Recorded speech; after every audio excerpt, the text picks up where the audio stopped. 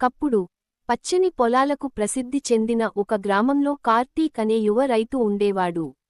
అతని పొలాలు ఎప్పుడూ పచ్చగా, కళకళలాడుతూ ఉండేవి. కాని ఒక సంవత్సరం వర్షాలు కురవలేదు. నది ఎండిపోయింది. పొలాలకు నీరు కరువైంది.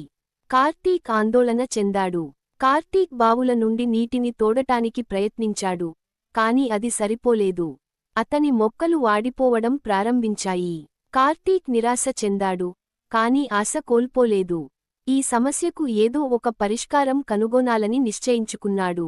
దూరపు గ్రామంలో రాఘవ అనే తెలివైన ఆవిష్కర్త గురించి విన్నాడు. కార్తీక్ రాఘవను కలవడానికి వెళ్లాడు. రాఘవ తన చిన్న ప్రయోగశాలలో వింతైన యంత్రాలతో పని చేస్తున్నాడు. రాఘవ కార్తీక్కు నీటిని ఆదా చేసే ఒక కొత్త సాగునీటి వ్యవస్థ నమూనాను చూపించాడు. అది తక్కువ నీటితో ఎక్కువ మొక్కలకు నీరు అందించగలదు. రాఘవ సలహాతో కార్తీక్ తన పొలంలో ఆ కొత్త సాగునీటి వ్యవస్థను నిర్మించడం ప్రారంభించాడు. ఇది చాలా కష్టమైన పని.